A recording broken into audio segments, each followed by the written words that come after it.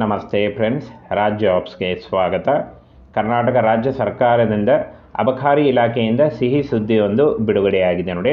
ಅಬಕಾರಿ ಇಲಾಖೆಯಲ್ಲಿ SSLC PUC degree ಆದಂಥ ಅಭ್ಯರ್ಥಿಗಳನ್ನು ಅರ್ಜಿಗಳನ್ನು ಸಲ್ಲಿಸಬಹುದಾಗಿರುತ್ತೆ.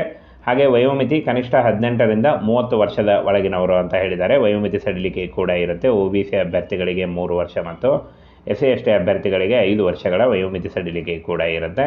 ಹಾಗೆಯೇ ಅಬಕಾರಿ ಉದ್ಯೋಗಗಳಿಗೆ ಬೋತ್ ಮೇಲ್ ಆ್ಯಂಡ್ ಫಿಮೇಲ್, ಪುರುಷ ಮತ್ತು ಮಹಿಳಾ ಅಭ್ಯರ್ಥಿಗಳು ಇಬ್ಬರು ಅರ್ಜಿಗಳನ್ನು ಸಲ್ಲಿಸಬಹುದು. ಕರ್ನಾಟಕ ರಾಜ್ಯ ಸರ್ಕಾರಿ ಉದ್ಯೋಗಗಳ ಹಾಗೆ ಕಾಯಂ ಉದ್ಯೋಗಗಳಾಗಿರ್ತವೆ. ಈ ಒಂದು ಹುದ್ದೆಗಳು ಸಂಪೂರ್ಣವಾಗಿ ಕಾಯಂ ಉದ್ಯೋಗಗಳಾಗಿರ್ತವೆ. ಹಾಗೆ SLC PUC ಮತ್ತು ಡಿಗ್ರಿ ಆದವರಿಗೆ ಅಬಕಾರಿ ಇಲಾಖೆಯಲ್ಲಿ ಉದ್ಯೋಗಾವಕಾಶ ಇರುತ್ತೆ. ಇನ್ನು ಸಂಬಳ 30,000ದಿಂದ 60,000ವರೆಗೆ ಪರ್ ಮಂತ್ ಸ್ಯಾಲ್ರಿ ಆಗಿರುತ್ತೆ. ಇದು ಜಾಸ್ತಿ ಕೂಡ ಆಗ್ತಾ ಹೋಗುತ್ತೆ. ಇನ್ನು ಫ್ರೆಂಡ್ಸ್, ವೇತನ ಶ್ರೇಣಿಯನ್ನು ಆಲ್ರೆಡಿ ತಿಳಿಸಿದ್ದೀನಿ. ಹಾಗೆಯೇ ಇಲ್ಲಿ ನೋಡಿ, ಸಭೆಯಲ್ಲಿ ಶಿಕ್ಷಕರ ಕ್ಷೇತ್ರದಿಂದ ನಾರಾಯಣಸ್ವಾಮಿ ಅವರು ಅಬಕಾರಿ ಇಲಾಖೆಯಲ್ಲಿ ನೇಮಕಾತಿ ಮಾಡಿಕೊಳ್ಳುವುದರ ಬಗ್ಗೆ ಕೇಳಲಾದ ಪ್ರಶ್ನೆಗೆ ಅಬಕಾರಿ ಸಚಿವರು ಉತ್ತರಿಸಿದ್ದಾರೆ. ಅನುಬಂಧ 1ರಲ್ಲಿ ಖಾಲಿ ಇರತಕ್ಕಂಥ ಹುದ್ದೆಗಳ ಸಂಖ್ಯೆ, ಈಗಾಗಲೇ ಕಾರ್ಯನಿರ್ವಹಿಸುತ್ತಿರುವ ಸಿಬ್ಬಂದಿಗಳ ಹಾಗೆ ವೇತನದ ಬಗ್ಗೆ ಕೂಡ ಮಾಹಿತಿಯನ್ನು ನೀಡಲಾಗಿದೆ ಅಂತ ಹೇಳಿದ್ದಾರೆ. ಫ್ರೆಂಡ್ಸ್, ಇಲ್ಲಿ ನೋಡಿ, ಖಾಲಿ ಇರತಕ್ಕಂಥ ಉದ್ಯೋಗಗಳು ಗ್ರೂಪ್ ಎಯಲ್ಲಿ 60 ಹುದ್ದೆಗಳಿದ್ದರೆ ಗ್ರೂಪ್ ಬಿಯಲ್ಲಿ 8 ಹುದ್ದೆಗಳಿದ್ದಾವೆ.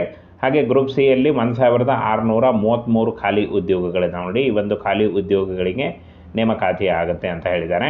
ಹಾಗೆಯೇ ಗ್ರೂಪ್ ಡಿಯಲ್ಲಿ ಬರ್ತಕ್ಕಂಥ ಚಾಲಕರ ಹುದ್ದೆಗೆ ಹಿರಿಯ ವಾಹನ ಚಾಲಕರು 14 ಹುದ್ದೆಗಳು, ಅಬಕಾರಿ ಕಾನ್ಸ್ಟೇಬಲ್ 573 ಹುದ್ದೆಗಳು, ಹಾಗೆ ಮುಖ್ಯ ಪೇದೆ 165 ಹುದ್ದೆಗಳು, ಬೆರಳಚ್ಚುಗಾರ 46 ಹುದ್ದೆಗಳಿದ್ದರೆ ದ್ವಿತೀಯ ದರ್ಜೆ ಸಹಾಯಕರು 137 ಹುದ್ದೆಗಳು, ಶೀಘ್ರ ಲಿಪಿಗಾರರು 34 ಹುದ್ದೆಗಳು, ಹಾಗೆ ಪ್ರಥಮ ದರ್ಜೆ ಸಹಾಯಕರು 136 ಹುದ್ದೆಗಳು ಖಾಲಿ ಇದೆ.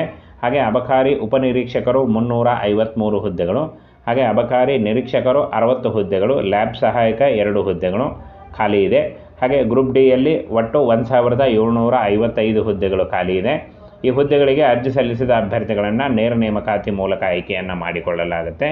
ಯಾವುದೇ ರೀತಿಯ ಲಿಖಿತ ಪರೀಕ್ಷೆ ಆಗಲಿ, ಯಾವುದೇ ರೀತಿಯ ಒಂದು ಅರ್ಜಿ ಶುಲ್ಕ ಆಗಲಿ ಇರಲ್ಲ ಅಂತ ಹೇಳಿದ್ದಾರೆ. ಹಾಗೆ ಈ ಒಂದು ಹುದ್ದೆಗಳು ಫ್ರೆಂಡ್ಸ್ ಹಾಗೆ ನೇಮಕಾತಿ ಶುರುವಾಗಲಿದೆ ಅಂತ ಹೇಳಿದ್ದಾರೆ ನೋಡಿ. ಫ್ರೆಂಡ್ಸ್, ಇದಿಷ್ಟು ಒಂದು ಅಬಕಾರಿ ಇಲಾಖೆಯಲ್ಲಿ ಖಾಲಿ ಇರತಕ್ಕಂಥ ಹುದ್ದೆಗಳ ನೇಮಕಾತಿಯ ಒಂದು ಇನ್ಫಾರ್ಮೇಷನ್ ಆಗಿತ್ತು ನೋಡಿ.